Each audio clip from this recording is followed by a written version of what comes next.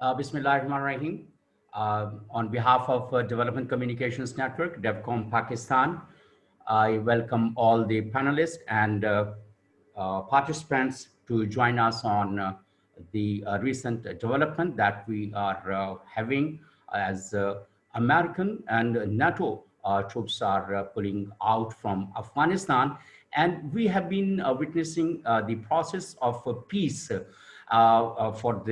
Afghanistan and different stakeholders who are engaged into, but unfortunately, they cannot come up to a conclusion agreeable for all the parties, but without having signed and agreed and finalized the peace process after the exit of the troops, the US troops and NATO troops are being pulled out, and what could be the repercussions for the region and the security and economic engagement and the interaction with each other and the region's interaction with the global. So that is the basic topic of concern today.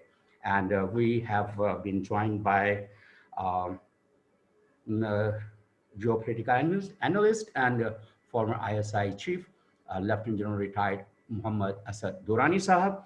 And we are also joined as panelist, Mr. Rahimullah Yusuf Zaisal, who has been reporting on Afghanistan for decades now. And his very objective and rational reporting has given insight to the solutions and the best aspects of the conflicts, that how they could be resolved. And we had a conversation with a senior journalist from Washington, Anwar Iqbal, last night, and I will try to include his point of view as well, visually, or like just give crux of the interview that we had with Anwar Iqbal.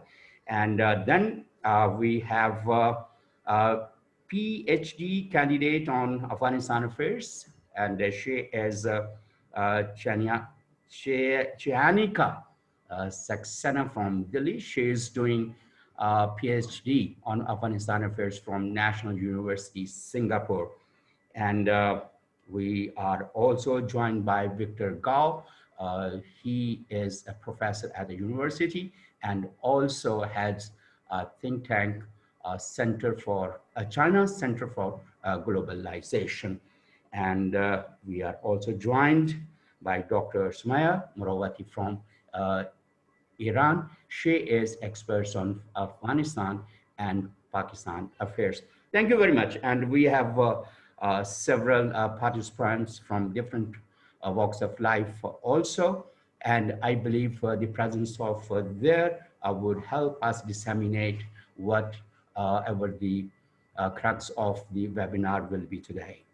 And thank you very much. And I will ask Lieutenant General retired Muhammad Asad Durrani Sahab to be the opening batsman and kick off webinar with his deliberations.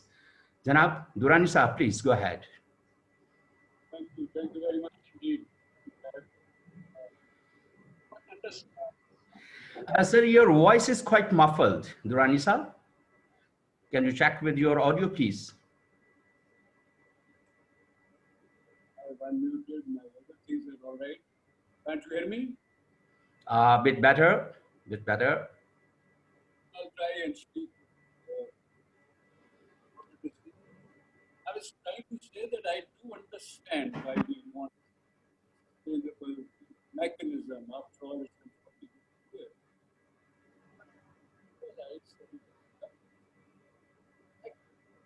40 years. Sir, still your audio is not clear, Durrani Sahab. Can you have hands-free or such kind of thing with you? I will try and switch my router and then.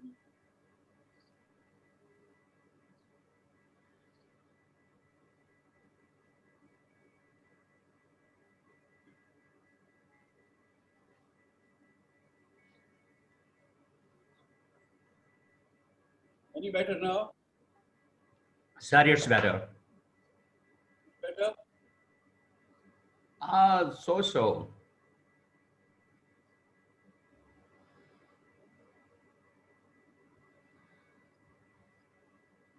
Yeah, that would be fine. I believe so. Try that. We always need additional gadgets.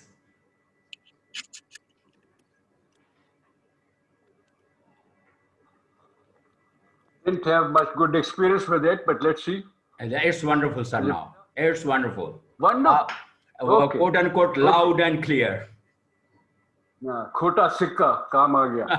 Because I normally don't want to use it. Nani, this is wonderful, Okay, sir. now Yeah, please go ahead. if it is good, let me just say that I do understand why we desire it, some sort of a peaceful mechanism that we can sustain.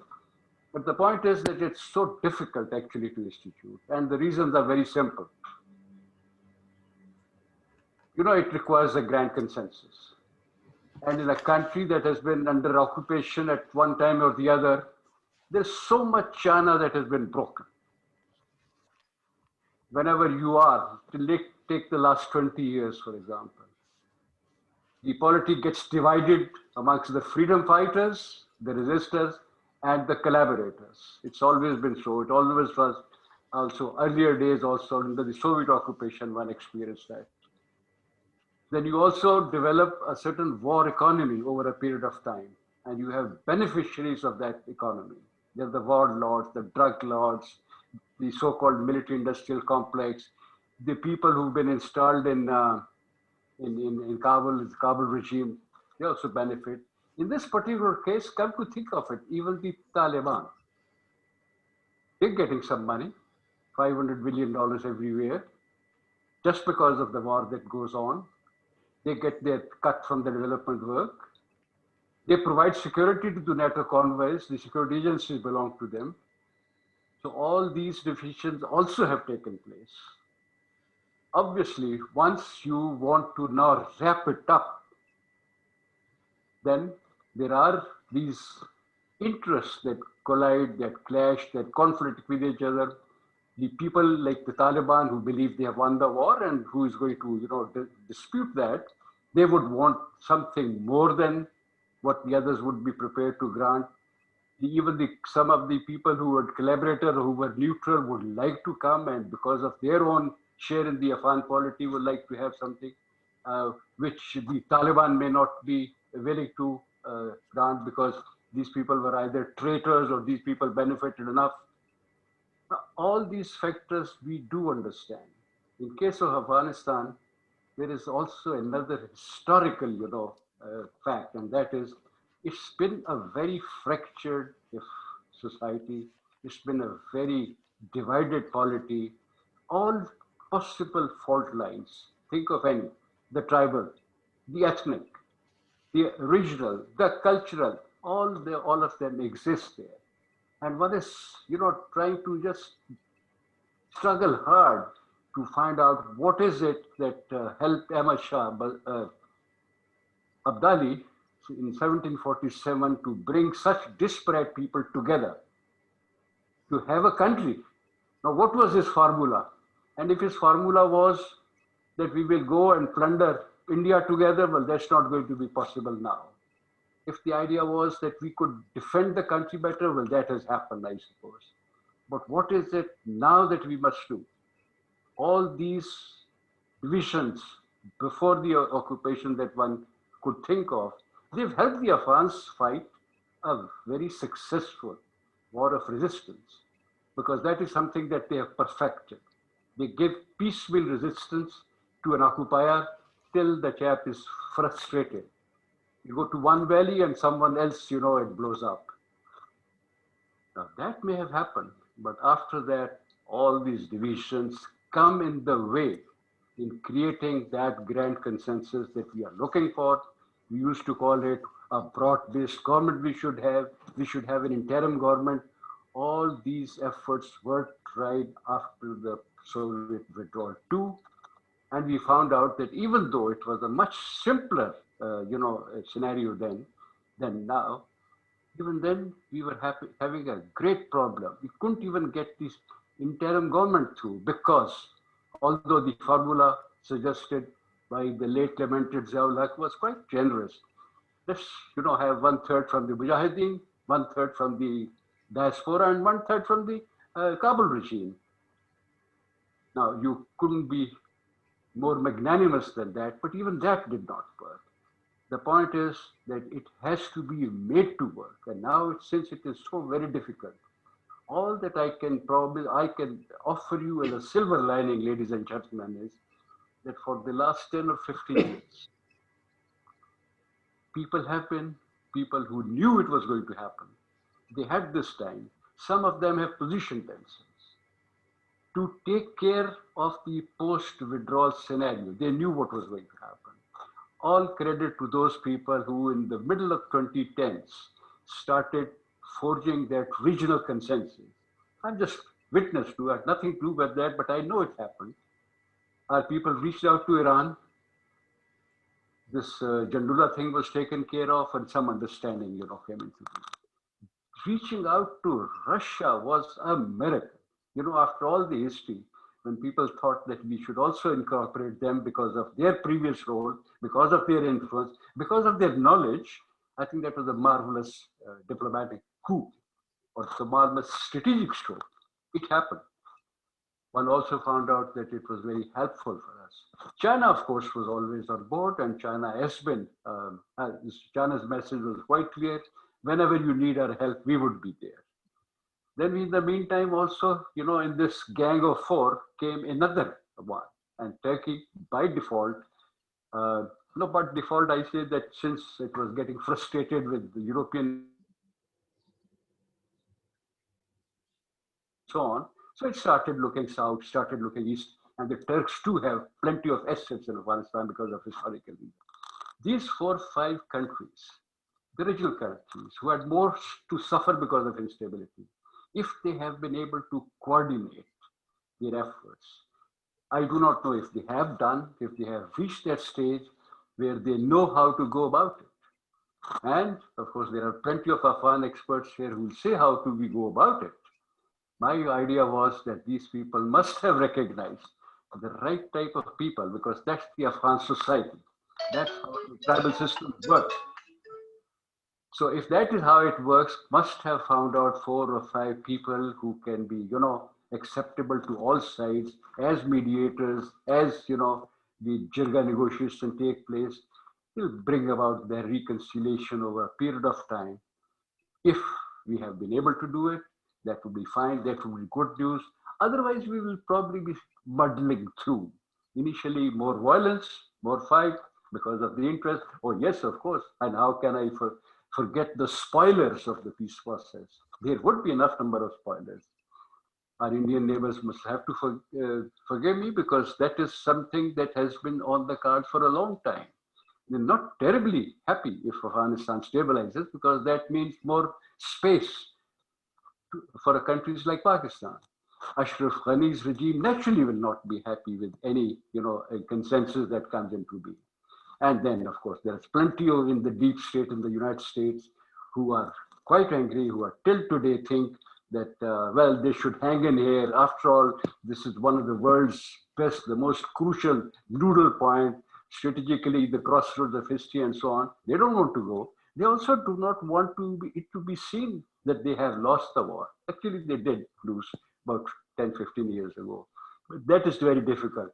But the most, the vicious vested interest that one must watch is that of the so-called military industrial complex. They still have their contracts going.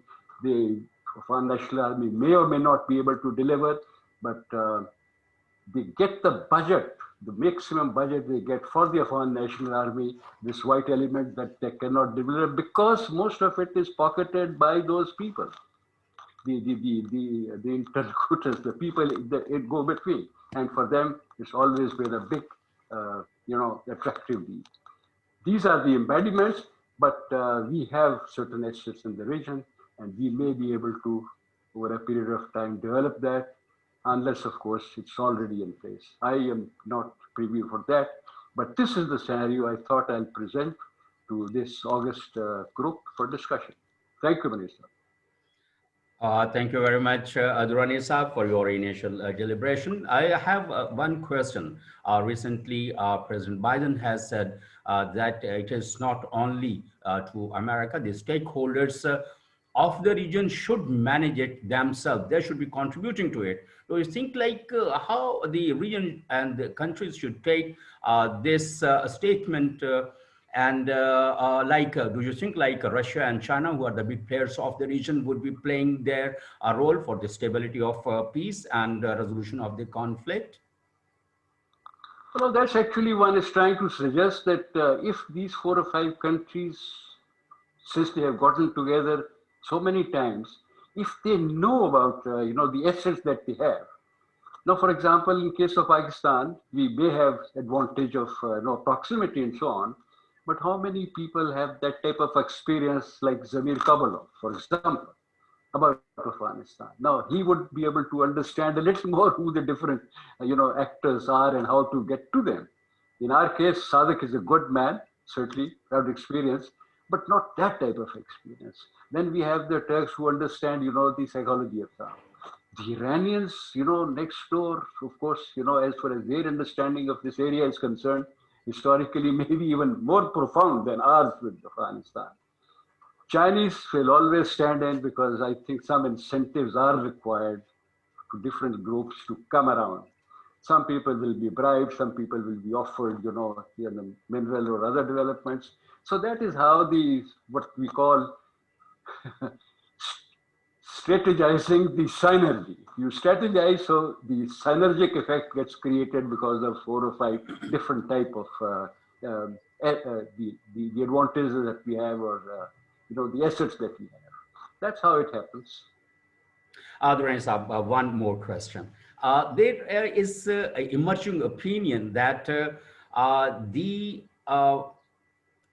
pullout of troops is very intentional. It is not like that the US and NATO could wait another couple of months or a year to come on to a conclusion that would be feasible and agreeable to all the stakeholders for peace in Afghanistan. But it is the strategic economic war element for, to check China. Do you think so? No, I do not know about, how all these details will be worked out, frankly, because this is just an emerging opinion, basically. Yeah, I mean, how they will offer anything better than the previous package or the new package. That's going to be something that if people have worked it out and if we have incorporated the right type of factors, only then. Otherwise, these shushas, you always keep throwing, something in the way and says, why don't you pick it up? For example, well, another 3 months and we will have this thing done. I think in this particular case, the Taliban, probably, they will not publicly endorse it because that will create problems for them, but they may have acquiesced and said, okay, in 3 months, we will just see how serious you are. That's possible. But if there is another one and say, well, another package is also there, I don't think, knowing something about, the tribesmen anywhere, especially in Afghanistan, that they are after that, they're going to take anything seriously. They might start fearing that split inside, and because of that, they will take the harder line. Okay, thank you so much, General Durrani sir, for your wonderful deliberation and giving us insight to the emerging scenario in the days to come. Now, I would request Rahimullah Yousafzai, who has been reporting Afghanistan affairs and has a very insight about the conflict and has several times proposed very objective and rational solutions to it. Rahimullah Yousafzai sir, after the withdrawal as commenced on May 1st, we saw that Afghan Taliban and Afghan government, they were fighting to capture Kandahar airbase that was vacated by the troops. And afterwards, we also saw like a couple of killings of journalists as well. The very well known journalist from Tulu TV was killed also, who was working with the Afghan government recently. And Do you think like after just in 1 or 2 days, we lost about 250 lives after Kandahar airfield was located? And how do you see the concerns and the repercussions that we are uh, foreseeing? Rahimullah Yusuf Zaisa, please go ahead. Yes, thank you, Munir Saab. I agree there are concerns everywhere, and the Afghans are very concerned, and all the neighboring countries are concerned. The Americans must be concerned more because they are withdrawing. As the topic says, the Americans are pulling out without any sustainable peace mechanism. And you're asking us about the repercussions for the region. Yeah. My first point is that if the Americans had won this war, then they would have imposed their conditions. They would have some sustainable peace mechanism in place before leaving. But they have not won this war, so they have to accept whatever is available, whatever is possible. And as we all know, the Americans were forced to negotiate with Taliban for 18 months. Earlier, if you recall, the US was not willing to talk to Taliban. The US was asking Taliban to negotiate with the Afghan government. But eventually, the Americans agreed that they will keep the Afghan government out of the peace talks and negotiate directly with Taliban. And if you look at the peace agreement signed in Doha in February last year, it's in favor of Taliban. I don't think the Americans achieved much out of that agreement. So it is because of the fact they've not been able to win this war even after 20 years, even after deploying along with their other NATO allies about 150,000 troops. And that is the result, that you have a peace agreement which goes in favor of Taliban and in which there is no guarantee that there will be peace even after the peace agreement. Now, I have this feeling that Taliban will eventually agree and take part in the Istanbul conference.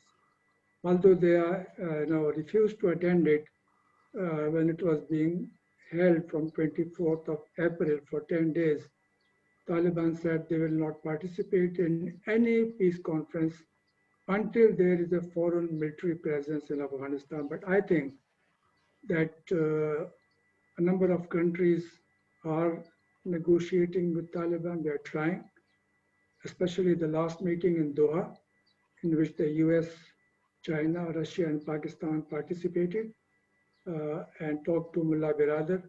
I think they are trying to persuade Taliban to attend the Istanbul Peace Conference. Taliban raised two issues in that meeting.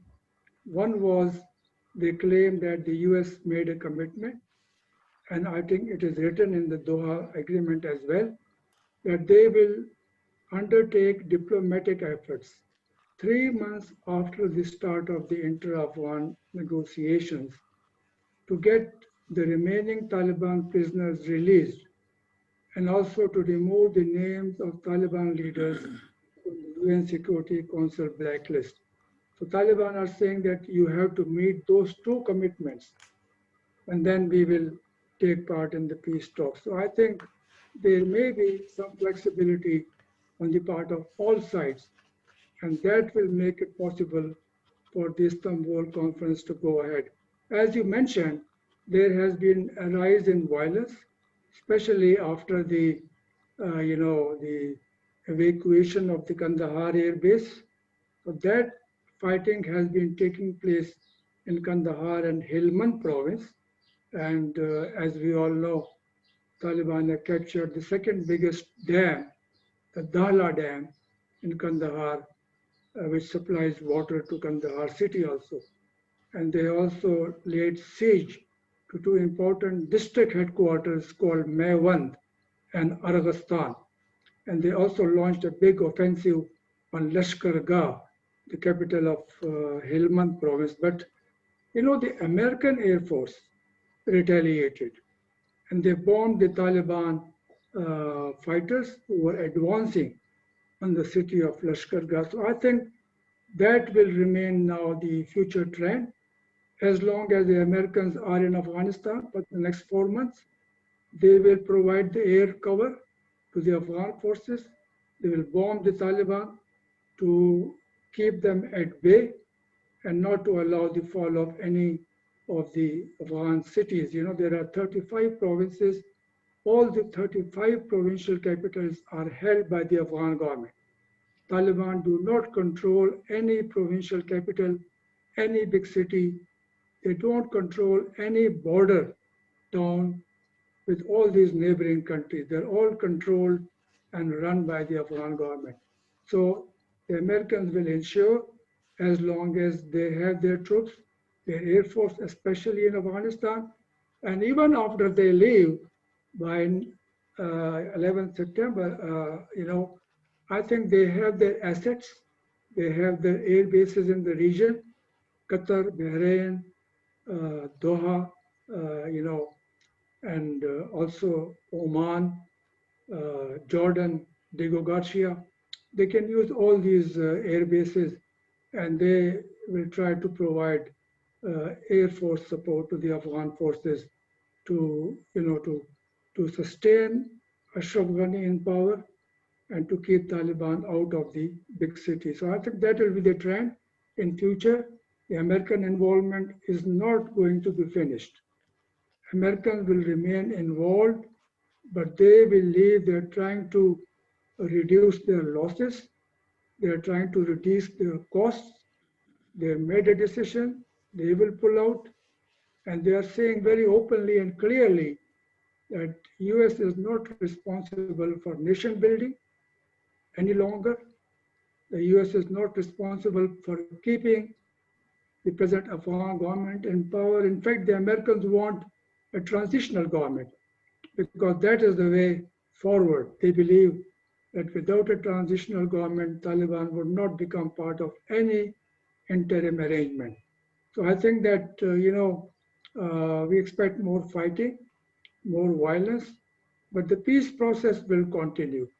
I don't expect the peace process to break down. I expect, the Istanbul conference to be held with Taliban participation. And it is also possible that then they will resume the Doha peace talks as well after the Istanbul conference, because Istanbul conference will be for 10 days only. That will not achieve the desired results. You cannot have a peace agreement in 10 days. But I think maybe some of the blueprint, some of the roadmap will be decided. They will try to do that. So I think that, there are repercussions for the region. That's why the Americans also have realized towards the very end that they must involve the regional countries, especially Iran, which was being kept out until now. Also, they're going to involve China, Russia, and India as well. So I think this is very important that regional countries are being involved. They have a role. That role can be positive as well as negative, but they have to be part of the process. Otherwise, you can't have durable peace in Afghanistan. Rahimullah Yusuf Sayyid, thank you very much. I have a question. Do you think Pakistan would be giving air bases to America? Because there were very resentment in the past that we have given air bases and the American influence had increased a lot. But in the recent years, we have seen decline in the US-Pakistan relationship as well. Do you think, how do you see American and Pakistan relationship in the coming days, in the context, please? Munir Saab, I don't expect Pakistan to give air bases to the US. Okay. 2001 was a different time, a different situation. The 9/11 attacks had taken place. America was the victim. A lot of sympathy for the Americans, and Pakistan could not say no to the Americans. Also, we had a military ruler, General Musharraf, who did not bother to ask even his cabinet. or the parliament, although there was a strong anti-US sentiment, but nobody was asked their opinion. So General Musharraf made the decision along with a few other people in the army. So that was a different period of time. I think we gave 2 air bases to the Americans, the Jacobabad Air Base in Sindh province, which was used by the Americans to evacuate their injured soldiers and also for other purposes, and the Shamsi Air Base in Balochistan, where ironically, the American drones would be parked. They would fly from this Pakistani air base, bomb targets in Pakistan in the FATA area, and then land again in Pakistan, which was very strange. But that could have happened because we had a military dictatorship. I don't think it can happen now. There will be opposition in the parliament and also in the streets. And, also I believe Americans have other options. As I said earlier, they have assets, they have air bases in the region. And as the US media has reported, they're trying to secure the same air base, Khanabad in Uzbekistan, which they were using earlier. So I think that is a possibility, although Russia may, oppose it, I don't know. But that is a possibility. Americans can pay as much as demanded. So they will try to secure 1 air base in Central Asia. They already have bases in the Middle East and the Gulf. That should be enough, I think. Okay. And also, I think, Munir Saab, Sir. who can stop the Americans? Who can stop the Americans? If they want to return to Bagram again, Okay. they spent heavily on Bagram Air Base. It is now 10 times bigger than the Bagram Air Base, which was built by the Russians. Right. So they can always return, and maybe if they overfly Pakistan, whether we can stop that. If they use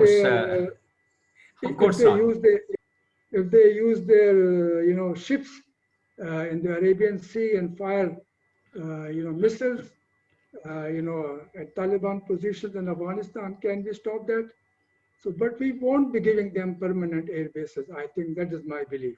Okay. Okay. Thank you very much, sir. Rahimullah Yousafzai Sahab, I talked to senior journalist Anwar Iqbal last night, and a couple of points he raised in his interview. And at the moment, like the video is quite long, but I just gave a crux of the interview with Anwar Iqbal, because I asked him to represent present the American point of view, that what do you see as a journalist, the America would be handling this issue. He said, America is very of the view that it's no more their duty to be part of the peace process in that very intensive way, because they have so many other things to do at home, and they have other agendas as well. And secondly, he said that Pakistan might be, if asked by the American government to give air bases, they would go, because the economy of Pakistan is in, very weaker, and for good bucks, the Pakistan government would always go to give, and just to improve US-Pakistan strategic relationship as well. This was basically the crux of Anwar Iqbal's interview, and he believes that the Russia, China, India, Iran, and if they won't come to the same page, the region would be in a disaster. So this is the crux, and I don't know, like, if Iran, China, India, Russia, and all these big players or small players would be on the same page to maintain, or like to come up with a peace solution in the region. Thank you so much, Rahimullah Yousafzai Sahab. Now I would like to go to one of the big player, as quoted, China. Mr. Victor Gao is around, I believe. Mr. Gao, you are I'm there. around. Yeah, thank you very much. Mr. Gao is a professor of international relations and also has China Center for globalization. Mr. Gao, do you think you are termed, China is being termed as one of the big player in the region, and also like the second largest economy in the world?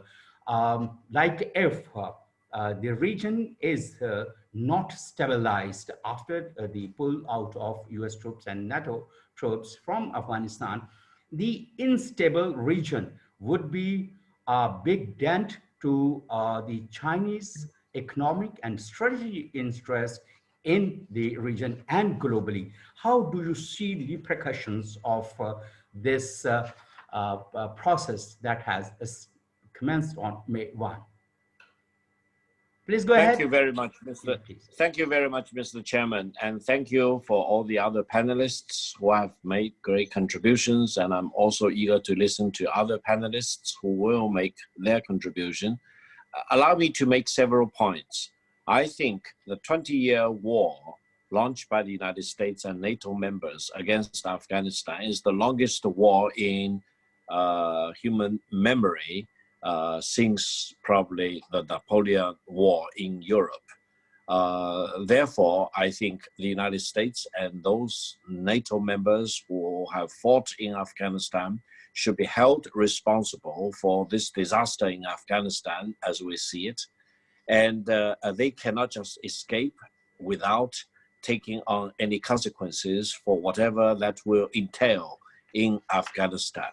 I think no country in the world today should be allowed to travel thousands of miles and launch a war in another country and stay there for 20 years and try to go away without taking any responsibilities and basically turn the table onto the neighboring countries. And I think this is to be considered as an act of high irresponsibility, and it is not befitting the only remaining superpower, the United States, in the world.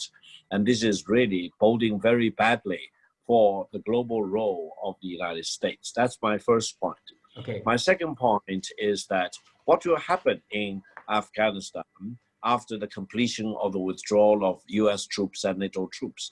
I think while there is no certainty right now, my personal view is that chaos will break out. I'm afraid Taliban will prevail eventually after very bloody battles with the Afghan government, and eventually they will be in control, and there will be a period of great instability and upheaval, and revenge will be taken against those collaborators who worked together with the US troops and NATO troops in Afghanistan, and there will be a period of extreme disruption and chaos in Afghanistan. Now, the third point I want to make is that we should acknowledge the fact that the radicalization in Afghanistan as a result of the 20-year war launched by the United States and NATO against Afghanistan has not only wreaked havoc in Afghanistan, it has also spilled over to neighboring countries and regions, including, unfortunately, to Pakistan and including to China's Xinjiang province. In a sense, Xinjiang Autonomous Region and Pakistan and others are really victims of the 20-year war in Afghanistan. And you see a very contradictory situation. The United States has indicated again and again that it is time for China to help in stabilizing the situation in Afghanistan, while they keep raising accusing fingers against China for whatever that is happening in Xinjiang, try to see no connection at all in the radicalization and terrorism situation in Afghanistan with the spill over into China's Xinjiang Autonomous Region. Therefore, I want to make the point is that if the United States does not stop this act of high irresponsibility, there will be no incentive for China to help in cleaning up the mess after the United States has committed all the terrors in Afghanistan, killing tens of thousands of innocent people in Afghanistan, including many women and children. And the situation today in Afghanistan should be bad, should be worse than the situation before 2001.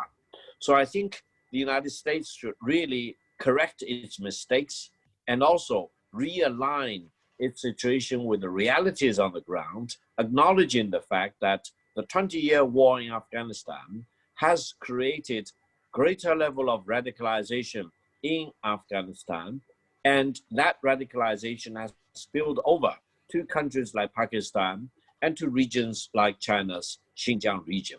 If they do not acknowledge this reality, they are not telling the truth.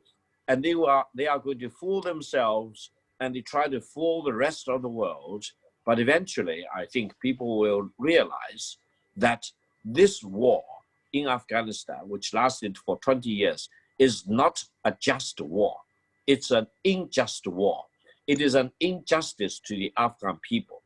And I think this is why there is an appeal among the Muslim people in this part of the world for jihad against occupying troops in Afghanistan, that is the American troops and NATO troops in Afghanistan. And this, in its turn, has resulted in much higher level of radicalization and terrorism, and as far as the Uyghur brothers and sisters in Xinjiang are concerned, in demand for independence from China. Now, all these things are related to each other. They do not exist separately in a vacuum. And I think if the United States, after 20 years of war, after casualties of thousands of American troops and lots of NATO soldiers and officers in Afghanistan, still do not acknowledge the realities on the ground in Afghanistan and the spill over into neighboring countries and the regions, then I'm afraid they will commit the same crime or mistakes again in other parts of the world. So I hope we would get united and ask for the United States to do the right thing. They cannot just escape and wash their hands out of the situation in Afghanistan. Whatever happens in Afghanistan, they should be held responsible. Now, on that basis, I think all the countries around Afghanistan should pitch in to help. And I hope the Shanghai Cooperation Organization should also pitch in to make sure that peace and national reconciliation in Afghanistan should be started on a more solid basis. Now, among the different things that we can do together, try to lay a solid ground for economic development, create jobs, for example, in Afghanistan, will be a key foundation to reduce and eliminate radicalization and terrorism in Afghanistan, because otherwise, without addressing the fundamental underlying reasons for radicalization in Afghanistan, whatever efforts you make will be on shifting sands, because eventually the impoverished people in Afghanistan will plunge back into radicalization, and they will prey upon themselves. They will kill each other. The warlords in the north and Taliban and the Afghan government will probably be engulfed in a civil war against each other. There will be no peace. I think any expectation that negotiations or discussions in Afghanistan will result in peace and stability probably will be wishful thinking. And we need to be prepared for the worst, and we need to really call on the United States and all the NATO countries which have fought in Afghanistan to show their sign of responsibility, to commit resources for the national reconciliation in Afghanistan, because otherwise, I'm afraid Afghanistan will plunge into chaos, and it will take years before the situation will calm down eventually, and the process for nation building in Afghanistan may start again. Thank you. Thank you very much, Professor Victor Gao. Thank a wonderful deliberation. And we definitely, I'm also of the opinion, like if good steps are not taken, inclusive steps are not taken, and US and NATO countries have no responsible attitude towards the solution, the region would again be there will be rise of radicalization. And I want to ask a very specific question, Mr. Gao, that do you think like what could be the possible role of China? You spoke of the regional countries integrated efforts to it, and role of and responsibilities of NATO and US. What China could offer for the regional peace in the days to come? No, I think there will be several things. One is that the United Nations Security Council should convene an emergency meeting to talk about the situation in Afghanistan, to talk about the withdrawal of US and NATO troops from Afghanistan, and to talk about what needs to be done for national stability and reconciliation in Afghanistan. And this is a better way to re-engage with the United States, so that the United States need to commit resources and make commitments for whatever that they and NATO members need to do after the completion of the withdrawal from Afghanistan. That's number one. Number two is that nation building, including economic reconstruction, will be critical. And for the past 20 years, China actually has played a big role in economic development in Afghanistan. In the midst of the wars and conflicts, China has made big investments in copper mines, in other infrastructure facilities in Afghanistan, which helped create more jobs for the Afghan people. And we believe all these efforts have contributed to reducing the radicalization in Afghanistan. And such efforts should be continued and expanded by China, by all the other neighboring countries. And the people in Afghanistan need to be given the hope that the tomorrow in Afghanistan will be better than the war-torn years. And there will be more jobs and meaningful jobs for them. And plants, factories, companies will move in if the situation stabilizes, and international cooperation will take place to help the Afghan people, and education will be provided for boys as well as girls so that they can get a better education. And I think this will be a better way to stop immigration out of Afghanistan, and making sure that people in Afghanistan will realize that continued wars and conflicts are not in anyone's interest in Afghanistan, and there will be a better way to welcome and embrace tomorrow for everyone's benefit in Afghanistan. China will be very happy to help in this regard. Okay, thank you very much, Mr. Gao. Now I would move on to Ms. Rehan Khan. She is broadcaster and geopolitical analyst from Britain. Rehan Khan, are you there? Yeah, thank you very much. Multitasking. Multitasking. That's wonderful. Women always multitask. They are expert in multitasking than men. And please go ahead and offer your initial comment about the situation that we are facing and we would be facing in the region. Please go ahead. Thank you, Munir Saab, and it's been brilliant, I think, to hear General Asad Durrani Saab, who of course is a party in the region, and Marshal Rahimullah Yousafzai Saab, who's been actively reporting from the ground. It's also interesting to hear our Chinese contributor, and I'm not going to attempt to pronounce your name until I learn it, but thank you for that. You see, I think that there is going to be a lot of pressure, the Americans, and I think locally people who want peace and who wouldn't in their right mind want peace and stability in Afghanistan.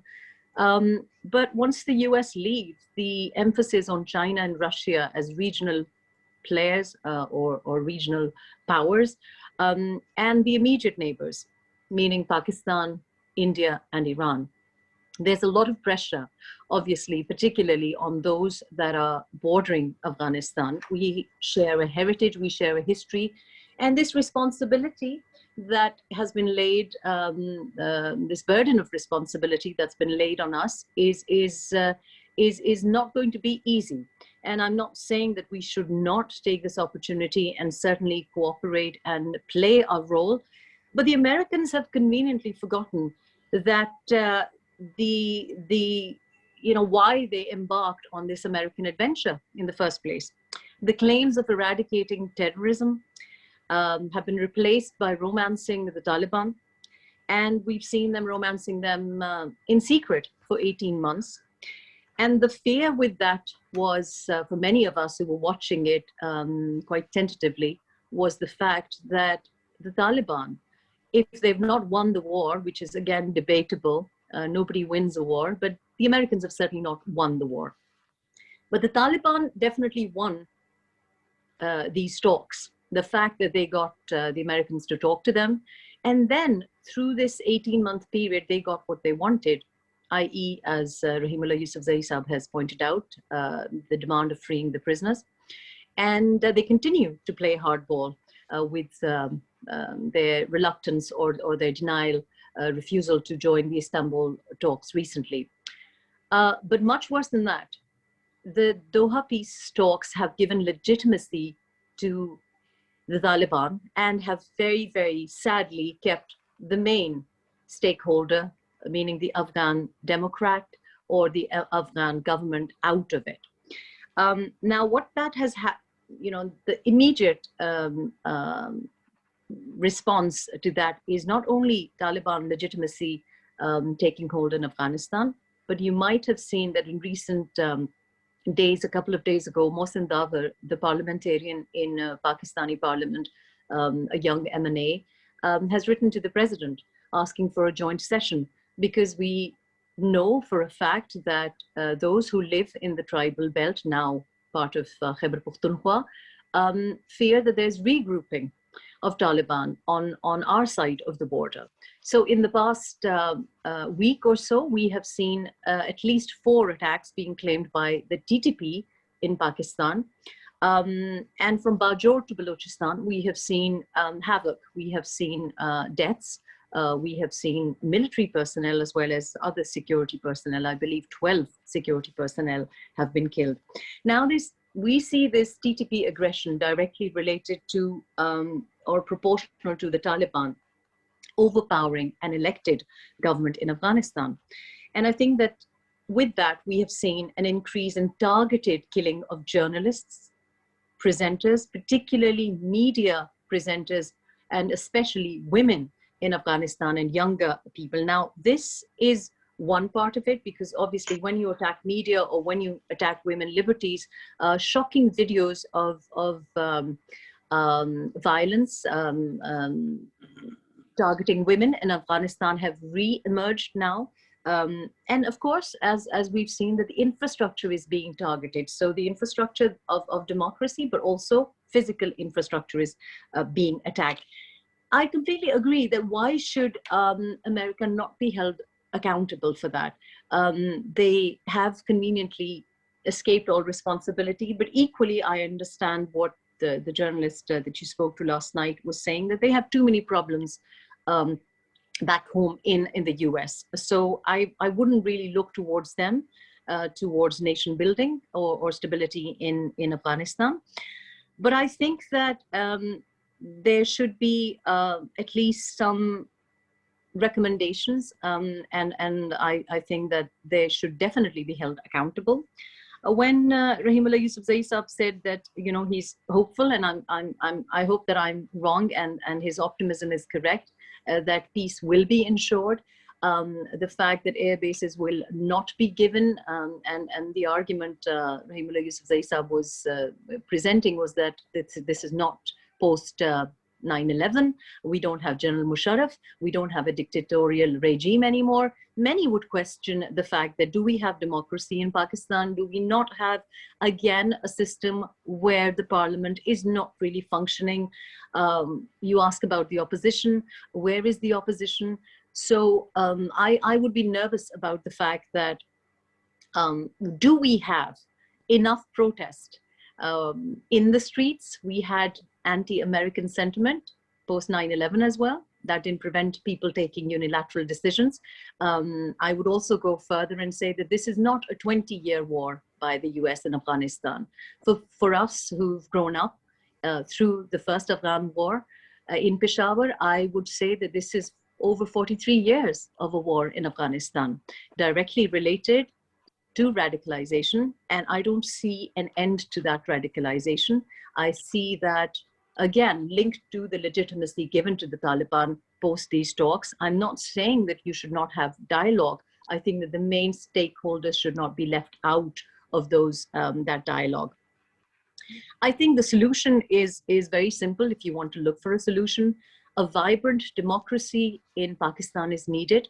A vibrant democracy in India is needed.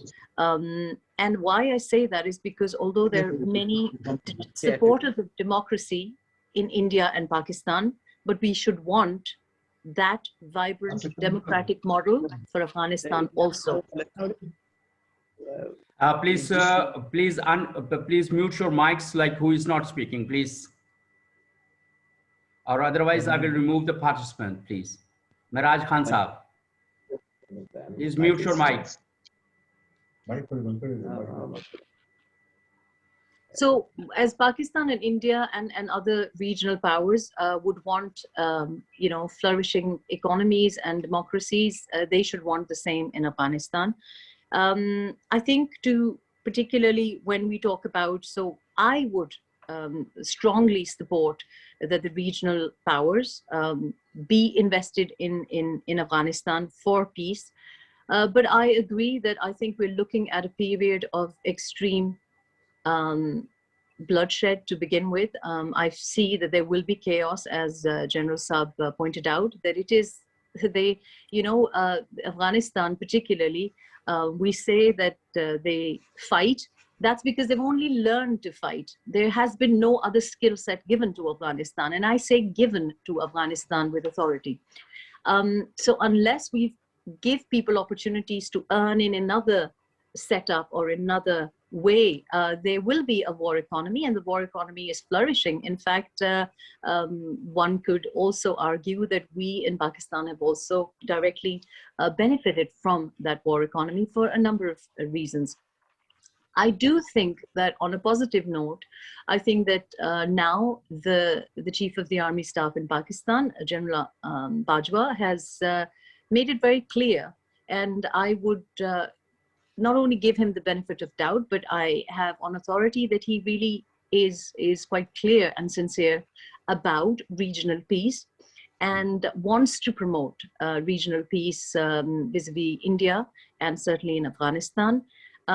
We do need, obviously, money, but I don't think that the Americans have any more money to give us.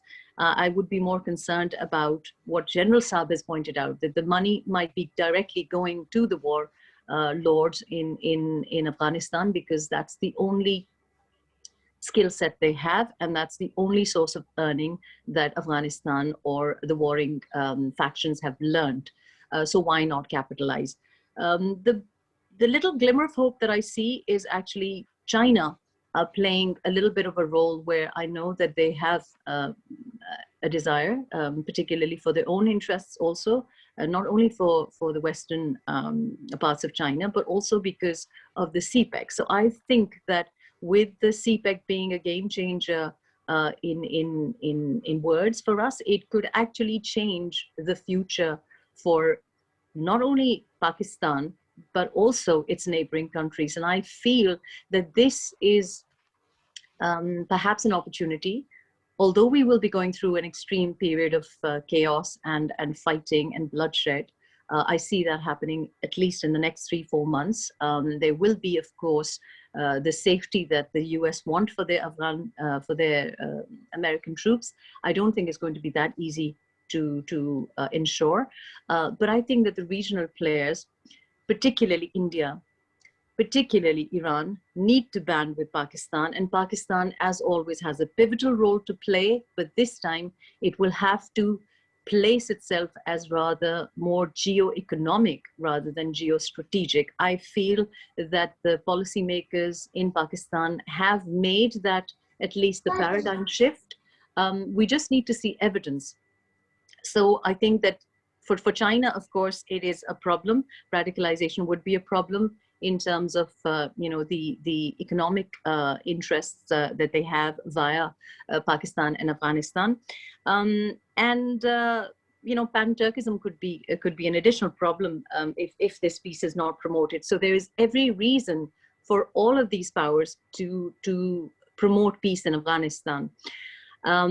Also, I feel that although the Russian role and the blank check recently announced by Russia to Pakistan is welcomed, is certainly interesting. We do need that. I'm not entirely sure how that will be received in Afghanistan because, there is deep-rooted resentment. And so I think that the solution might not only be in intentions and policy making, it has to be by changing the narrative, changing the things that we have taught our people on the street, people in the media, and the ill feeling and resentment that we have created. And I think that recent events in Pakistan, where we have seen a hyper radicalized stream of thought, not only in the tribal belt or the North Waziristan, which I personally feel have been defamed. Actually, we've not really had a problem pre this war in Afghanistan, but I think that now that radicalization is being promoted on social media, it is being promoted by images and videos coming out of many areas in Pakistan and Afghanistan. And there is the key where this has been promoted, where this is a problem, that needs to be reset. We have to be very clear about the way forward, and it has to be rooted in geo-economic policies, promoted by a very active, positive promotion of a narrative and a philosophy that suits the day and age we live in. I think that India, Iran, and Pakistan need to band together to provide each other not only peace offerings, but I think it has already happened where we have now on record that for the last 18 months or nearly 2 years, both India and Pakistan have been secretly meeting, and that this sharing of info, as the foreign minister has chosen to call it, could be expanded on.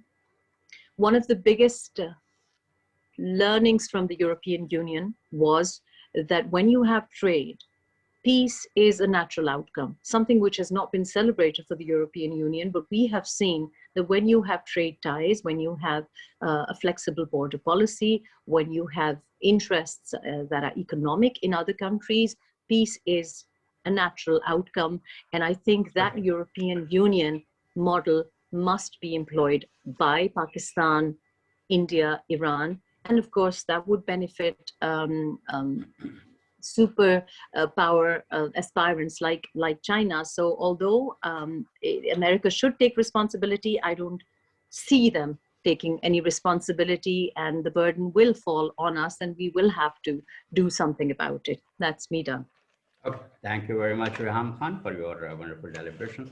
Definitely, it's about the collaboration of different countries in the region, and you very well said that since 2017, India and Pakistan, the strategic institutions were having their negotiations and talks on cross-border conflicts, and definitely we believe that there will be some outcome of those talks that will be presented in the Parliament of Pakistan and India for further deliberations on it. And definitely there would be a political and a strategic solution to it. And we all need peace, that is for sure.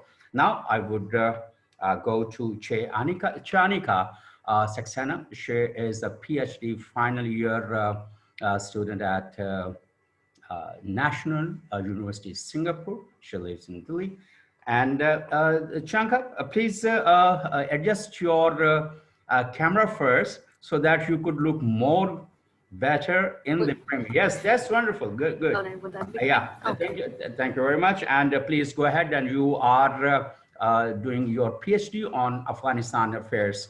Definitely when you will be doing something on Afghanistan affairs, you cannot bypass Pakistan. And as Reham Khan has mentioned about India, Iran, and Pakistan collaboration for the emerging situation in the region. Definitely, you will be touching upon it too. Shanika, please go ahead. All right. Thank you so much, Munir Saab, for giving me this opportunity to be a part of this virtual desk that I share with so many eminent people whose articles I really read. So I think that's a complaint of Yusufzai Sir that I could address, and that of Asad Durrani Sahab as well, that people across the border or perhaps across the world don't really read articles anymore, but their articles are my mainstay to understand the Pakistani perspective on Afghanistan. Yeah, so I was asked to answer a few questions given the theme of the discussion today was to discuss the durability of the peace mechanism and the fact that the United States of America is leaving without any finalized mechanism. And I was asked if the decision made by the US was rational or not. Well, for them it was rational, for us it isn't. And it's quite heartening for me to see that so far the speakers, I think, appear to be having this consensus about how the United States of America waged a war which it did not perhaps know a lot about. So they were just in Afghanistan for the heck of it because they just wanted to be there and just wanted to exert its imperial power, its imperial might in different parts of the world as it has done previously. So yes, it is very much America's responsibility as to what has been done in Afghanistan and the fallouts that we all are going through. And I think previously Reham ji also mentioned how the burden has really fallen upon us to stand up and to ensure that peace prevails in Afghanistan. But while it is heartening for me to see this kind of consensus emerging, at least at this point of time in this panel, it is pretty unfortunate for me as somebody who works not only on Afghanistan but with Afghans, and that we do not have a lot of representation from Afghans, whether we talk about this particular panel or we talk about the peace processes in general. So I'm quite delighted to have a few Afghans and people who work with Afghans in the audience today, and I would really want them to maybe talk during the question and answer session to ask of us, of the regional powers or the so-called regional powers, as to what our responsibility is towards them. So Asad Durrani Saab had mentioned that for peace to prevail in Afghanistan, and in fact Munir Saab had also mentioned that we require an inclusive mechanism that will help Afghanistan achieve the kind of durability, the kind of stability that it has been seeking for the last 4 decades. And for that, it is essential, extremely essential for us to have Afghans on board. And I think that's from where I would like to start, that whether it's this panel or whether it's the Istanbul process or whether the Troika or whatever that was formed, it is extremely important for us to give Afghans representation. And by that, I do not only talk about the Taliban, which I think all the presenters so far have suggested. The Taliban has been given an upper hand by the United States of America, and it's exploiting it to the core.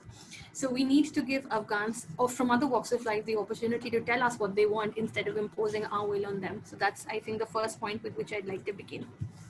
As far as the American withdrawal is concerned, they have decided to withdraw. Unlike Trump, Biden has decided that this withdrawal is no strings attached, and that they're going to have a very latent, a very spectral presence in Afghanistan, which I think is going to tease Afghans and, for that matter, the Taliban even more. So that's going to be worrisome. But I think I have my bets on the other side of the spectrum, and I think I am more, I think I am tilted or slanted more in favor of the opinions that Yusufzai Sahab had just spoken about the inevitability of peace. Peace will come to Afghanistan. It will take some time. There would be years of chaos.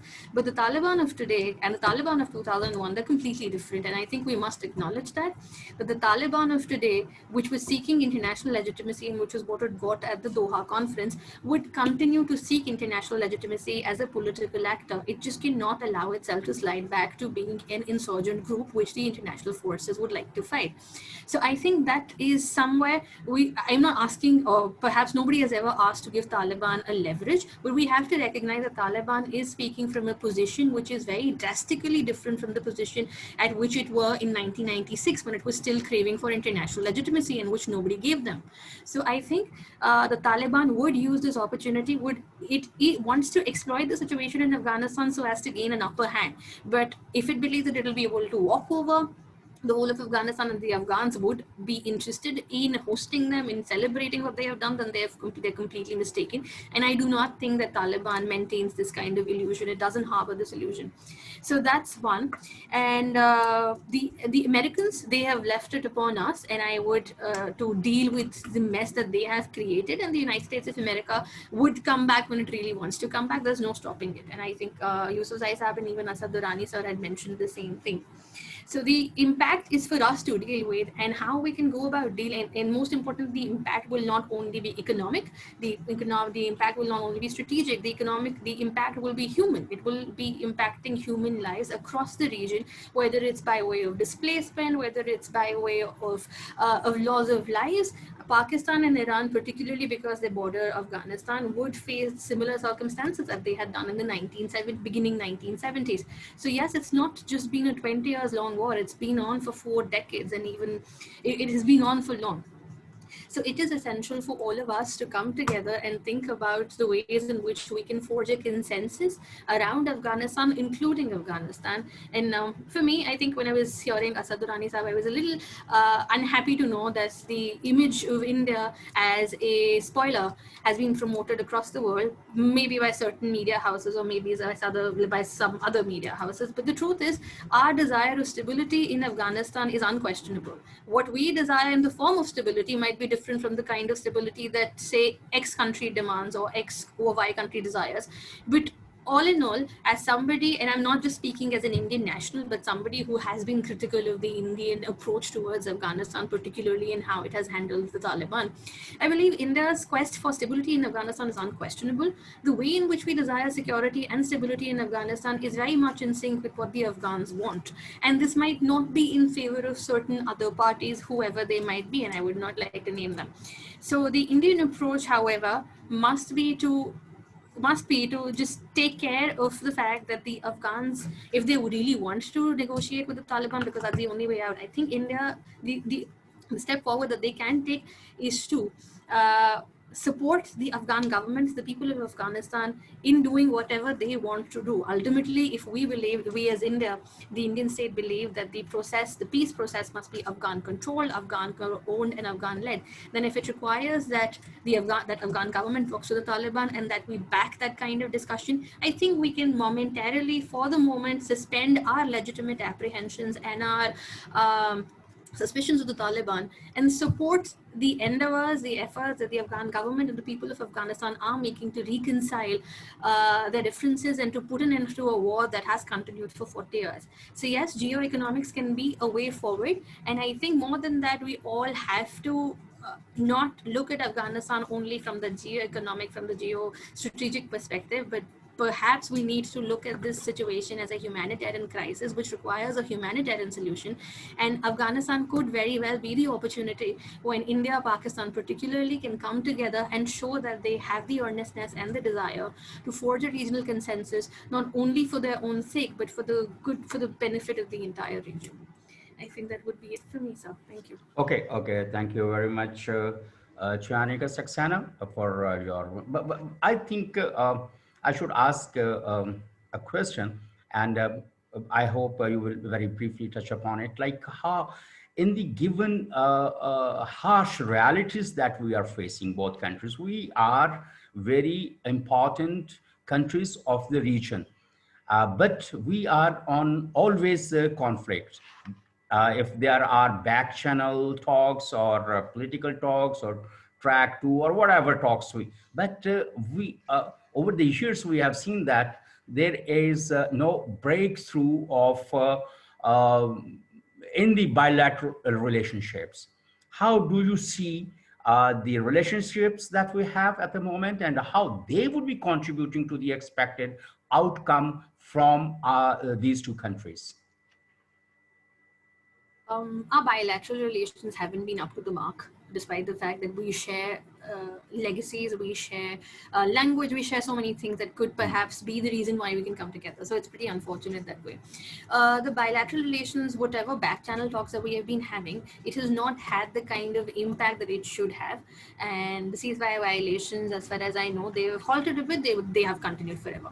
So for me, I think Afghanistan, given the circumstances in which we are, given the circumstances in which Pakistan is geo-economically, given what we require, given what India desires, as far as being a regional power, as far as being a global rising power is concerned, it is essential for the two of us to come together and use Afghanistan as an opportunity to create a regional consensus. And for that, I think the way forward would be to understand that we have to ensure stability in Afghanistan on the terms set by Afghans and not on the terms set by either India or Pakistan. I think that's from where it's like we want something, Pakistan wants something else, but we have to take into account the fact that Afghanistan belongs to Afghans, and by recognizing that and by placing the Afghan needs on a higher pedestal, I think that's from where we can proceed. That's from where we can start forging a consensus that we so desperately need.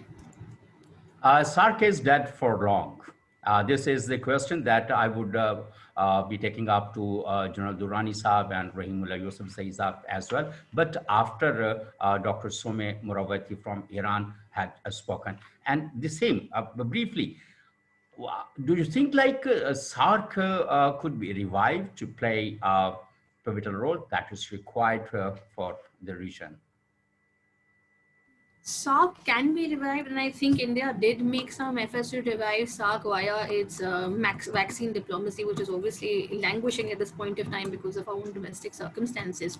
But it can very well use, just as I think Professor Gao had mentioned, I'm sorry if the pronunciation was wrong, had mentioned the role of SCO. Similarly, we have SARC as a mechanism that we can use in order to foster a dialogue, in order to create mechanisms for trade, if not really a political solution as such. But I think these steps can be taken forward to not only revive SARC, but use SARC as a platform to make sure that Afghanistan gets the fair deal that it really deserves to get. So yes, it can be in other words. Thank you. Thank you very much, Chanikas, Sana, for your deliberations. And I hope these thoughts that you have presented would also form general opinion in the region. Now I would have to go to Dr. Some Morawati from Tehran. She is expert on Pakistan and Afghanistan affairs, and she has been working for long on these issues. I kept her deliberately at the digital position so that she could hear the opinions from different experts to form that, because we believe in the coming days, Iran's role would become more pertinent, and without taking Iran as one of the key stakeholders, we cannot form any kind of peace mechanism in Afghanistan and in the region. Dr. Some, please go ahead and tell us like how Iran would be contributing. First of all, as an Iranian expert, what is your point of view about the situation? And then secondly, I would request you to tell us like how Iran would be contributing to be part of the solution. Dr. Some. Thank you so much. Can you hear me? The voice is okay? Yes, it's wonderful. Thank you so much. Hope you and other colleagues be okay during this coronavirus. Please let me manage and save the time and to the point. During the my friend point and word, I always said the role of Iran, Pakistan, India, and the other actors in Afghanistan. And I think, first of all, we need to speak about the role of other actors, maybe regional actors or neighboring actors about Afghanistan in other chapters, you know. I think we need, as a Iran, as a Pakistan, as a India, China, and other actors, sit around the desk and speak about our view and our prospects about Afghanistan, accept each other and each other's interests, and how the others actors' role in Afghanistan. For example, Pakistan act in Afghanistan may be influenced Iran policy, or Iran policy in Afghanistan influence China policy. We need to speak with each other. So after that, I think we can go in the region in Afghanistan and speak about the situation of chaos in Afghanistan. And the other point I'd like to mention before I go to my pieces is all of us accept that in Afghanistan, none of the actors can be the key actors, you know, and none of the actors can be victor in Afghanistan and win the game. But all of the actors can make a cost for other actors. So because of that, this, I think, more than 40 civil war and chaos in Afghanistan never ended. You know, during the every decade, we can see the different actors, different topic, different situation in Afghanistan, and the insecure situation step changing, and we can see different dimensions in Afghanistan. So I think, in my idea, I think we need, as actors in the region, speak about our interests and our view about Afghanistan. After that, we can understand each other in a better way. Let me to go my topic about Afghanistan. I think, as my colleague mentioned, that during the Doha peace talk, most of the actors believe that there is a real opportunity to align US policies, action, and messaging behind achieving a durable peace settlement, or end of a decade of insecure and conflict in Afghanistan. But as you know, and as you see in February, we listen, that speak, and negotiation about the reducing US troops in Afghanistan. And because of this situation, everybody starts to be afraid. I'm in Iran, in our institute, is the director of Afghanistan desk in our institute, and be the part of some Afghanistan studies in other institute in Iran, and always talk about the situation in Afghanistan, Pakistan, and region. In Iran, most of our researchers believe that, and we can clearly touch that. After this topic be clear, for example, I think after around February, I think, we see the Afghan middle class or elite try to find their opportunity to send their family to Iran because of the mutual culture, mutual language, you know. They are really afraid. And you can't say that in Iran or in Pakistan or other country in the region, we aren't influenced by the situation in Afghanistan. It is just in news, nothing happened. But we clearly see about our friend, immigrant friend, Afghani friend in Iran, they try to do something for their family in Afghanistan. So I think it is a really bad, maybe it is a really bad situation for Iran. In Iran, we have 3 waves of immigration about Afghanistan, you know, during the 19th century, after the US troop coming to Afghanistan, and in the other time about the Soviet Union. Now more than 3 million Afghan live in Iran. I think you have to be Iran shoes when you want to talk about Afghanistan. I can't say every Iranian policy is okay or Pakistani's policy is okay. As a person, as a researcher, I talk and speak about the situation. In Iran, you can see clearly a lot of Afghan citizen in Iran, I can say citizen, Afghan immigrants in Iran, trying to find a way to give their family to in Iran. As you know, under the sanction, under the every different situation in Iran, economically, Iran be a very big pressure. You can see that, for example, next year, this 3 million going to 5 million or going to 4 million. A lot of crises may be happening in Iran or not crisis, make a lot of problem maybe for Iran. So as you know, Iran has a different influence from different dimension from Afghanistan situation. And another thing about Afghanistan, I think at the same time, as a people in this region, we hope this approach would protect U.S. national interests in Afghanistan or the other actors in the region. No, I think it is not just U.S. Interest in Afghanistan.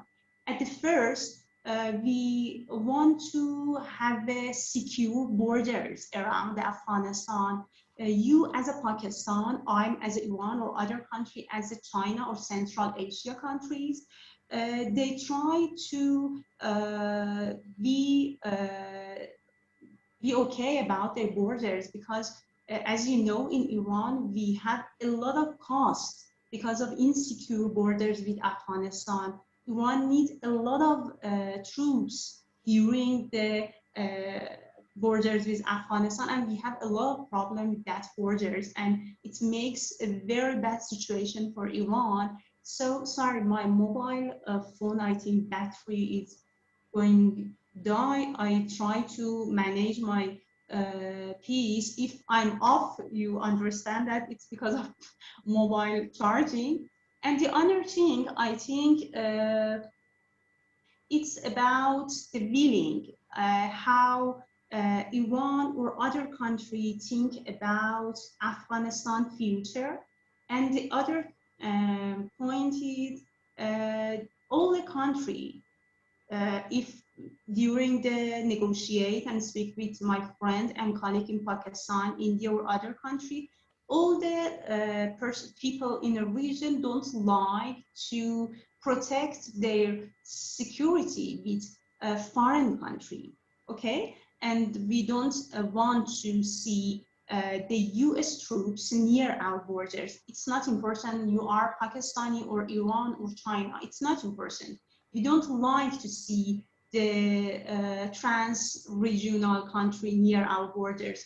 But at the same time, because of the unique situation in Afghanistan, we know that no country in a region had enough money to make security in Afghanistan.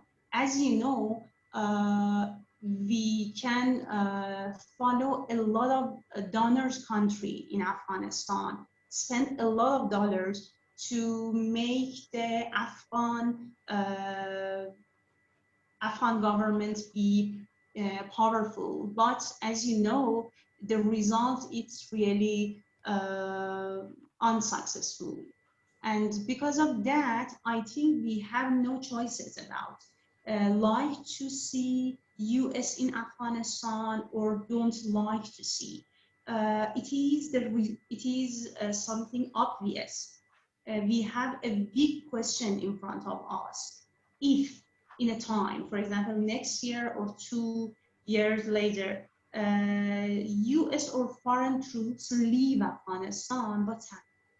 You know, it is a really big question. As Iran, we think that, for example, what's our responsibility to make Afghanistan more secure, sorry, more safe, and you as a Pakistan, other country in the region, or the other actors think about the security in Afghanistan. And the other problem is we can speak. And I think the very good elements we need to re-emphasize about Afghanistan, it's a negotiation and diplomacy. Negotiation in Afghanistan.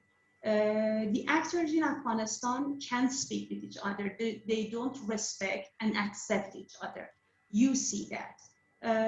And they have a lot of battle, and I think a lot of points and problem with each other, can't accept, for example, that tribal or that person be the first in a government. And in a region, as a Afghanistan neighboring country, we can speak and negotiate. We have to accept this weak point about each other. As Iran, Pakistan, China, India, and central country, I don't speak about Russia or other country, about neighboring country. We need to speak about the future of Afghanistan, because Afghanistan, if we fail or collapse, all of us influence and can give a lot of implication from Afghanistan. I'm here, and thank you to let me to part of this meeting. Okay, thank you very much, Dr. Some Murawati, from talking to us about the possible role of Iran and the neighboring countries in the peace process in Afghanistan. Now, I see a hand of Faratullah Babar Sahab, very seasoned politician and former senator of Pakistan. Faratullah Babar Sahab, please, if you, yes, wonderful. Please. Can you hear me? Can you hear me? Yes, Faratullah Babar Sahab, very loud and clear. You are always heard very loud and clear, sir. Please go ahead. Thank you very much. I should like to compliment all the distinguished panelists. I would like to make only two comments. One, that the withdrawal of the US troops now presents both an opportunity and a challenge. The opportunity for Afghanistan is to really become an independent and sovereign country, to assert its sovereignty. And for the countries in the region is to give up the proxy wars, and the opportunity for Pakistan is to put its own house in order, about which there is talk going on in Pakistan these days. This, of course, is the opportunity, but the opportunities do not come your way without huge challenges. What is the challenge? The challenge, I think, is that if there is no negotiated political settlement, and if the Taliban take over Kabul by force, then the real challenge is the spillover of the radicalization into the Chinese province of Xinjiang. And given the present status of Cold War between China and America, if the Cold War intensifies, I really see with my mind's eye that the radicalism in Afghanistan, as a result of the Taliban acquiring power by force, that radicalization will spill over into Xinjiang, and that will be a nightmare for President Xi Jinping. The challenge for Pakistan is, of course, that these Taliban have historical links with the militant organizations in Pakistan, as well as with the security establishment in Pakistan. So the rise of Taliban in Afghanistan will further embolden and strengthen the militant extremist organizations in Pakistan. My worry really is the Doha Agreement. If you look at that agreement, it in a way redefines international terrorism. And the agreement is that the Taliban and the Al-Qaeda, Taliban will not allow anyone from Afghanistan to attack America and its allies, which means a new definition of terrorism has emerged, and that is a distinction between local terrorists and global terrorists. And the global terrorists are those which are threatening America and its allies, and the local terrorists are those which are within the region. I think this is implied in the Doha statement. So when I say that the real challenge will be that if the Taliban capture power by force, then it will spill over into Xinjiang. The real question now is what the Taliban want and whether they have changed from what they were 20 years ago. Whether the Taliban accept modern state system, whether they accept elections as the constitutions, etc., whatever goes with the modern state system, or they want to impose their own vision, their own rule by the guns. If that is the question, so far, we do not know really what they want, but the suspicion and the doubts were raised when they did not go and attend the Istanbul conference. So questions were arose. A major issue, Munir Saab, which should have been addressed in the Doha agreement and about which not is much talked about. And on that will depend also the spillover of the radicalization, and that was the sanctuaries of Taliban outside Afghanistan. I'm not naming any country, but I'm talking of the sanctuaries of Taliban outside Afghanistan. There is no word, not a word about how to deal with the sanctuaries unless the sanctuaries are also taken out, unless the Taliban are denied sanctuaries in areas outside Afghanistan. And if that doesn't happen, then the Taliban occupying Kabul by force will have disastrous consequences for Afghanistan as well as for the region. Thank you very much. This is my comment that I wanted to make. Thank you. Thank you very much, Faratullah Babar Sahab. Now I see hand Taimur Sahab. Please go ahead and ask your question, and please do let us know like whom you want to ask this question. Taimur Sahab, please go ahead.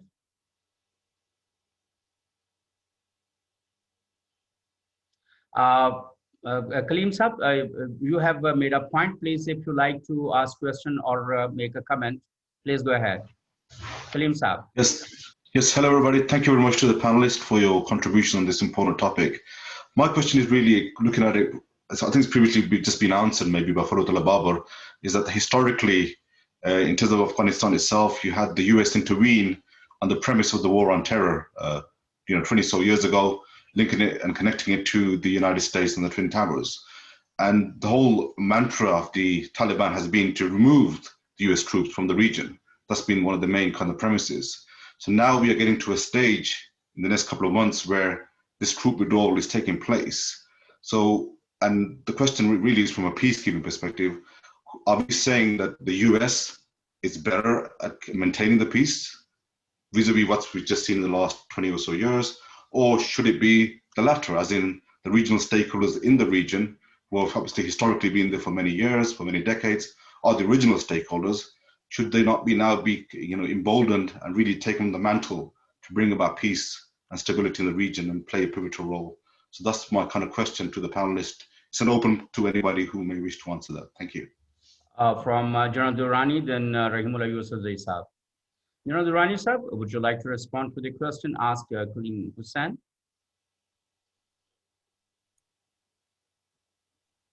One must try. After all, it has been such a rich discussion, so many points raised.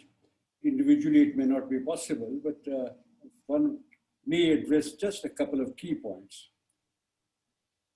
I hope Riham is still around. No, she is around.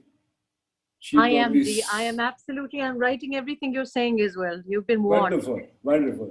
She said, actually, the big picture was described by her.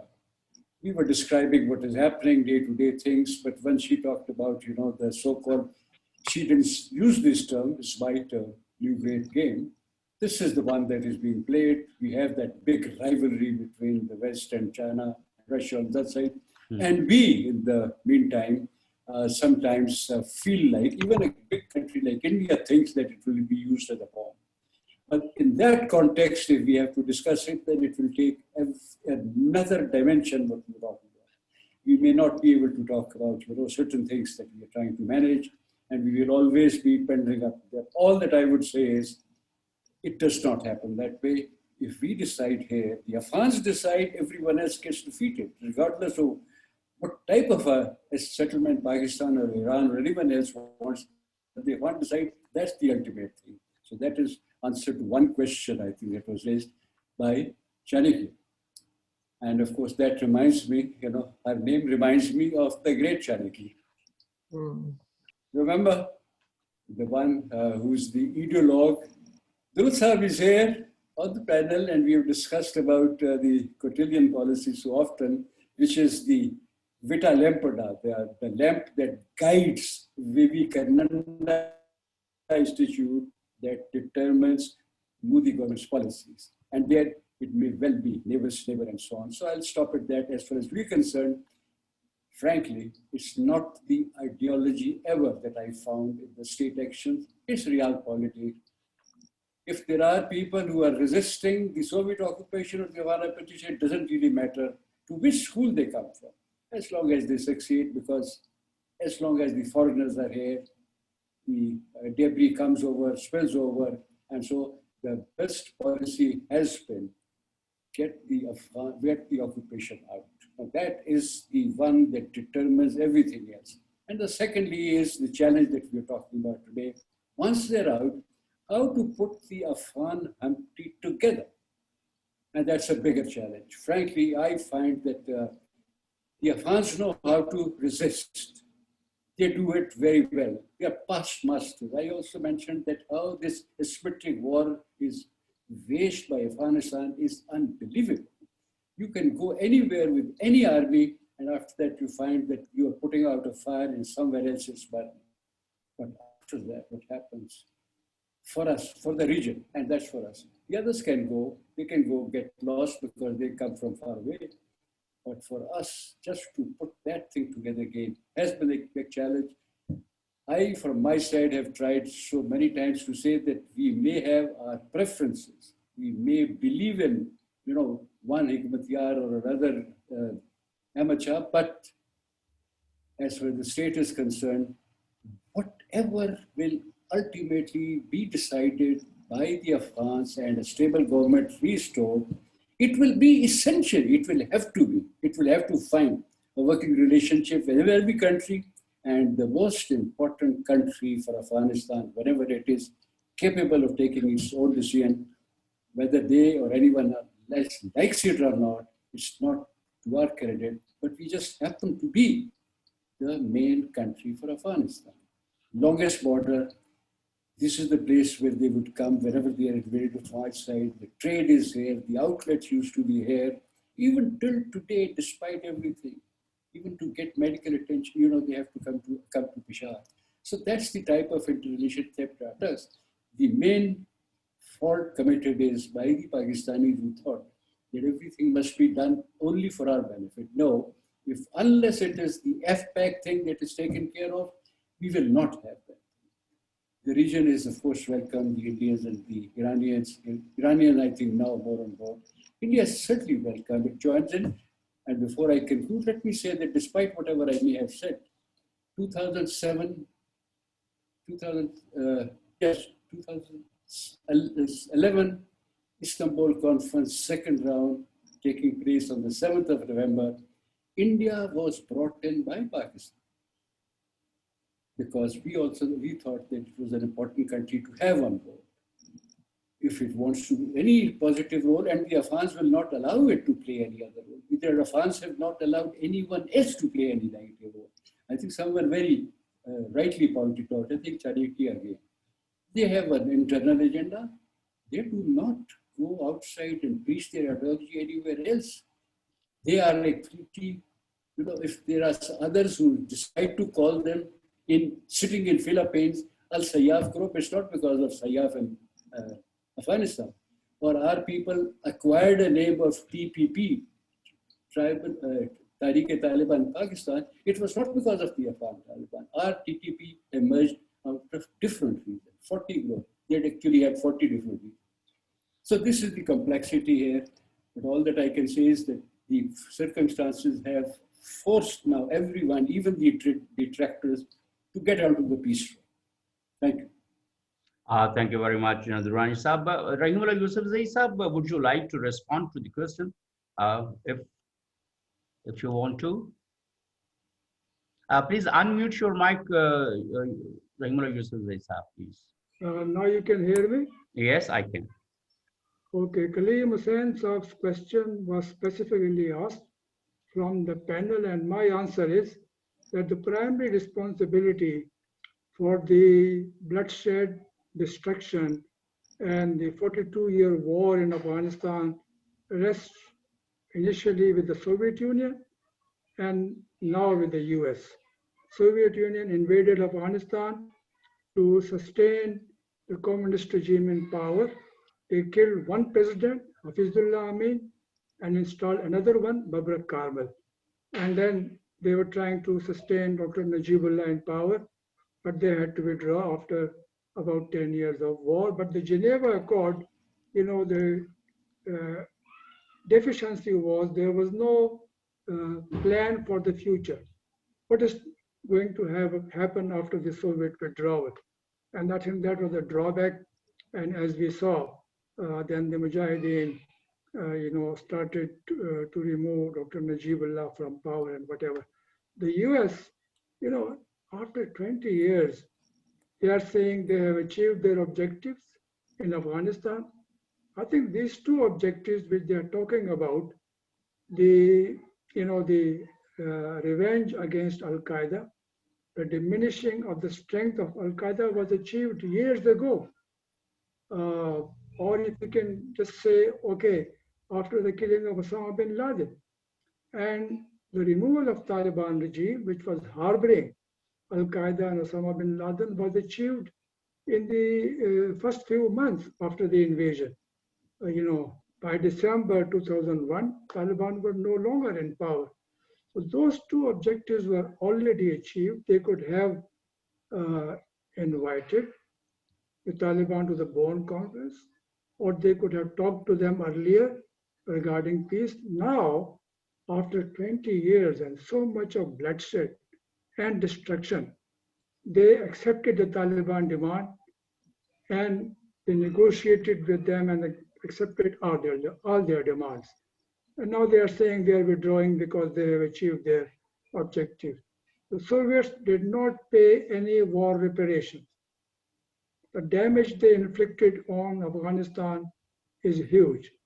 The Americans also have not paid any war reparation. They have spent some money on nation building, reconstruction, but most of the money has been spent on security issues, security, resources. So I think they are responsible now if they are trying to involve the regional countries to bring peace and sustain peace in Afghanistan. That is a good idea. But I think that, the American power is big. They will still have a role. The regional countries, actually, they will like to have peace in Afghanistan, all of them, because peace is in their benefit. If there is no peace in Afghanistan, we will have radicalization, extremism. There will be safe havens for different groups, and Iran and Pakistan especially will have more refugees because the ones who are already here, 2.7 million in Pakistan and more than 1 million in Iran will not go back, and we may get more. The Americans are warning Pakistan that Pakistan will suffer the most. So I think that, we have a vested interest in having durable peace in Afghanistan. And that's why all these regional countries should be involved. They should have been involved earlier, especially Iran. And, that's very important. So let's see that they can all help, but America will remain involved. You cannot have peace in Afghanistan without American involvement. Thank you. Okay. Thank you very much, Rahimullah Yousafzai Saab. Now, I would invite Shafiqullah Imran Saab. Please go ahead if you have any question that as you mentioned, please. Shafiqullah Imran Saab, you want to make a comment or you want to ask a question? Shafiqullah Saab. Thank you very much. Thank you for giving me the time. Do you hear me? Yes, we can. Yeah, I had just a comment. It was just excluding Afghans from the negotiations.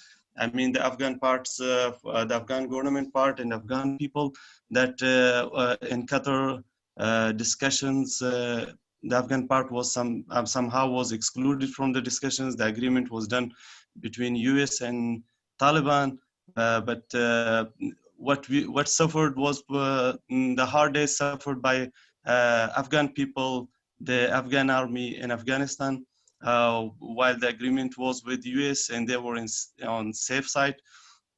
So as a conclusion that if there is no Afghans included in the negotiation, so there will be no positive result to have peace in the country. Maybe there will be temporary some kind of agreements, but not a sustainable peace, I think. Thank you very much. Okay, thank you very much, Shafiqullah Imran sir, for your comment. And Taimur, would you like to make a comment? Are you there? Taimur Saab. Dr. Nusrat Saba, are you around?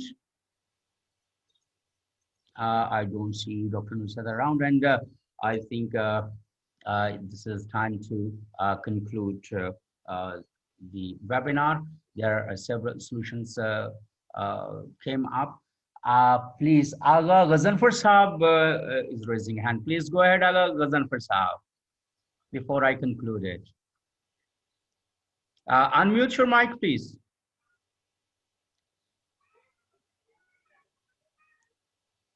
Aga Ghazanfar Saab, please unmute. Right. Yes. Can you hear me now? Yes, I can hear you now. I have a couple of questions. Please go ahead. The first one is following what Mr. Faratullah Babar said. He said that the Taliban have links with the radicals in Xinjiang and with the Tariq, the head of Taliban in Pakistan. I think that's what he meant. But and he also went on to say that, that there are people and places that exist which are the sanctuaries for the Taliban. Now, it's very difficult, and he said he isn't going to name them. Now, it's very difficult actually to identify something which is then not named. It's a bit too vague, but I think it is important that we get a direct answer to it. Where are these sanctuaries? Who's providing them?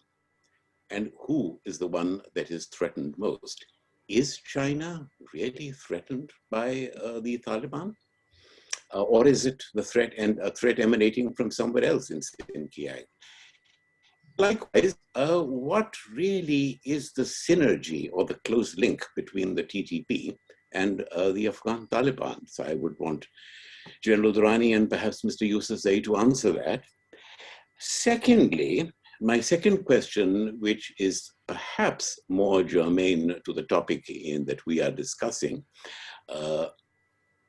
is we have two proposals or two initiatives, the Americans, on the table. One is General Kenneth McKenzie said in his hearings before the Senate that we expect or we are asking for bases in Pakistan, a revival of the old bases, which General Durrani has also touched upon, and other participants have also commented on. Whether or not these bases are provided, I don't know.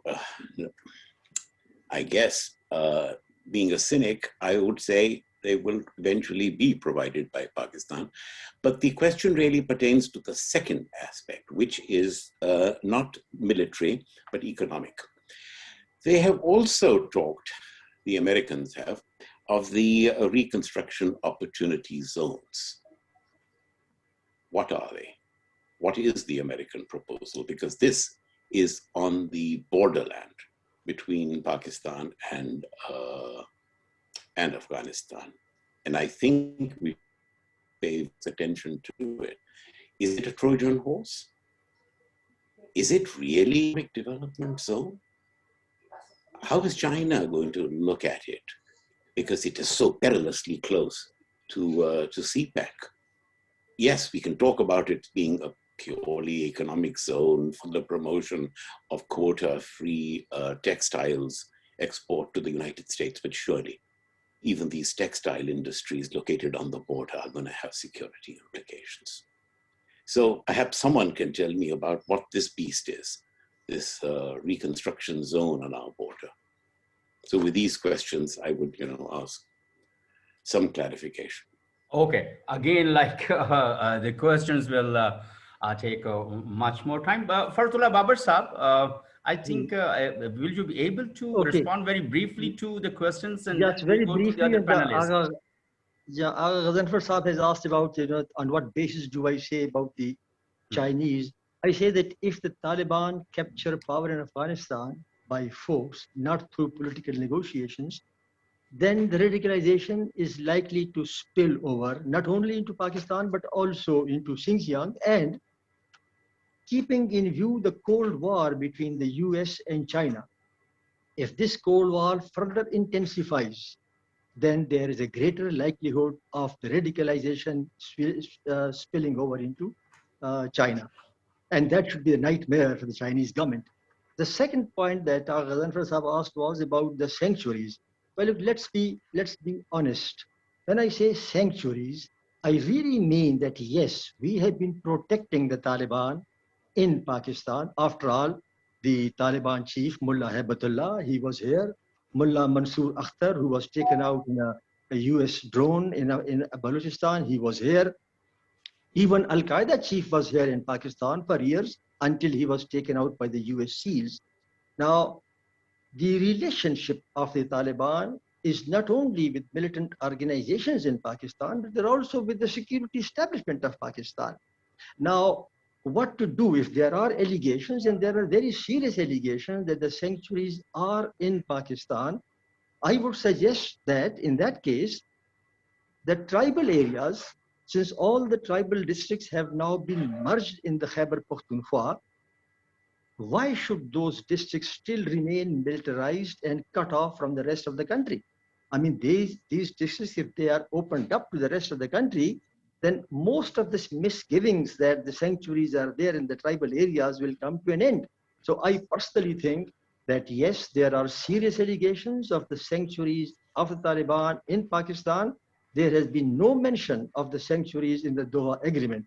And these sanctuaries have to come to an end. And I say this because right now in Pakistan, there is also talk in the big houses that we must put our own house in order. If you have to put your own house in order, the sanctuaries must come to an end. The first step to bringing the sanctuaries to an end is to ensure transparency. For the transparency, open up the tribal areas where the Taliban allegedly have sanctuaries. Thank you. Thank you very much, Faratullah Babar Sahab. And I believe there is no further comment from General Durrani Sahab or Rahimullah Yusufzai Sahab. If there are some comments, sir, because I'm just believing it's a wild guess. Please go ahead, the General Durrani Sahab. You see, one was not going to actually answer to this thing, but Mr. Babar, insist on talking about sanctuary. Then let me tell him, but for this support, but for the sanctuaries, we wouldn't have gotten rid of the Soviet occupation and now the American occupation. This is a victory that the resistance in Afghanistan and some God-fearing people in Pakistan have earned. Not because of any enlightened people sitting there only talking about ideologies who never had to take such difficult reasons, but the fact is, in realpolitik, you get the foreigners out of your neighborhood. Every country works for its neighborhood. We worked in that manner, and that is why we are placed here. And secondly, it's an important point also for me. We are not going to do anything to the Afghans who come here. We are the people with whom we are going to live. We're not going to throw them out. We're not going to take any action on behalf of powers far away. They are our neighbors. They are here forever. The others will go away. That's one point, or maybe 2 points. The second is about the spillover. I have never believed that the ideology of the Taliban or any other ideology or anywhere spills over unless people are prepared to accept it.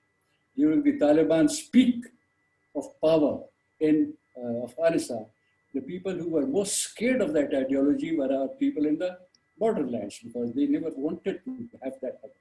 It does not spill over. The third is the relationship. I think Zulfa wanted to know about the Taliban and Afghan Taliban and TTP. There is none except for the name. Taliban have often used to ask the TTP not to take action, but they were not going to, because they had enough on their plate, they were not going to create any more enemies like we don't. And the proof is that ultimately when TPP was thrown out, it was provided sanctuary or asylum by the Kabul regime, not by the Afghan Taliban. So that is the type of equation is this. Just because of the name, you don't think that they are the same. Sometimes we make such a huge mistake by lumping groups together.